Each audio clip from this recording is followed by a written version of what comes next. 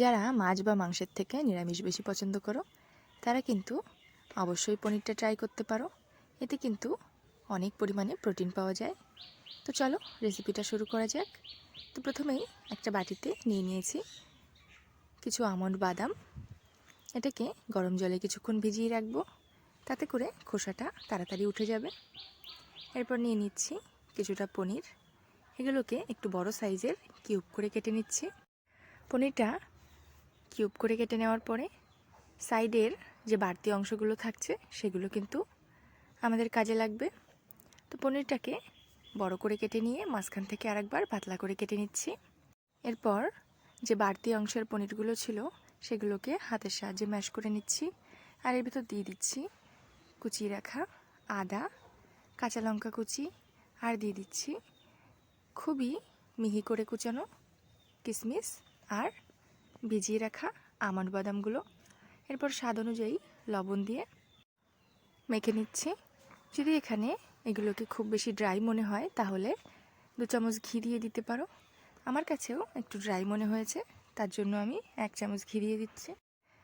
এরপর এই মিশ্রণটি পনিরের মাঝখানে স্টাফ করে দেব। তো দেখো আমাদের কিন্তু বেশ স্টাফিং হয়ে গিয়েছে। এরপর আর একটা পাত্রে একটা ব্যাটার তৈরি করে নিচ্ছি। এর জন্য দিয়ে দিচ্ছি 2 চামচ ময়দা আর 1 চামচ কর্নফ্লাওয়ার। এরপর খুবই সামান্য জল দিয়ে একটা মিশ্রণ বানিয়ে নেব। তো দেখো পেস্টটা কিন্তু আমাদের খুব বেশি পাতলাও হবে না, আবার খুব বেশি গাঢ়ও হবে না। যেরকমটা দেখাচ্ছি এরকমই তৈরি করে নেওয়া ভালো। এরপর স্টাফিং পনিরগুলোকে ব্যাটারের ভিতর ভালো করে এপিট ওপিট ডুবিয়ে নিয়ে একটা কড়াইতে কিছুটা তেল দিয়ে স্টাফিং পনিরগুলোকে হালকা ব্রাউন হওয়া পর্যন্ত ভেজে নেব। খুব বেশি ভাজার দরকার নেই, অনেক বেশি ভাজলে কিন্তু পনিরগুলো অনেক বেশি শক্ত হয়ে যাবে। সেক্ষেত্রে কিন্তু পনিরগুলোর স্বাদ একদমই নষ্ট হয়ে যাবে আর পনিরগুলো বেশ শক্ত হয়ে যাবে। দেখতে সুন্দর করার জন্য পনিরগুলোকে আমি ত্রিভুজ আকারে কেটে নিয়েছি মাঝখান থেকে। এরপর আমি ওই একই তেলে দিয়ে দিচ্ছি গোটা জিরে। জিরেটার থেকে কাঁচা গন্ধ চলে গেলে দিয়ে দিচ্ছি কুচিয়ে রাখা পেঁয়াজ, আদা রসুন বাটা, আর দিয়ে দিচ্ছি কেটে রাখা কাঁচা লঙ্কা। এরপর সবগুলোর থেকে কাঁচা গন্ধ চলে গেলে দিয়ে দিচ্ছি কিছু গুঁড়ো মশলা। তো প্রথমেই দিয়ে দেবো জিরে গুঁড়ো, ধনে গুঁড়ো, আর রঙের জন্য দিয়ে দিচ্ছি হলুদ গুঁড়ো আর কাশ্মীরি লাল লঙ্কার গুঁড়ো। এরপর সমস্ত মশলাগুলোকে বেশ কিছুক্ষণ ভেজে নিয়ে এরপর দিয়ে দিচ্ছি সামান্য একটু জল। এতে করে মশলাটা একদমই নিচে লেগে যাবে না। এরপর এখানে দিয়ে দেবো আমি আগে থেকে তৈরি করে রাখা টমেটোর পেস্ট। এটা কিন্তু টমেটো সস না, আগে থেকেই কাঁচা টমেটো সিদ্ধ করে পেস্ট বানিয়ে রেখেছিলাম, সেইটাই দিয়ে দিলাম। এরপর দিয়ে দিচ্ছি স্বাদ অনুযায়ী লবণ।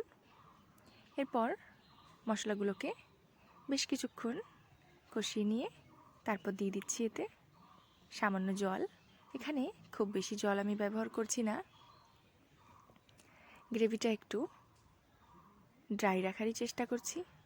তো দেখো 5 থেকে 7 মিনিট গ্রেভিটা ফুটে উঠলেই একটা পাত্রে নামিয়ে নিয়ে ওপর থেকে ভেজে রাখা পনিরগুলোকে ডেকোরেশন করে দিচ্ছি। এটা কিন্তু দেখতে যতটা সুন্দর হয়েছে খেতেও কিন্তু বেশ টেস্টি হয়েছিল।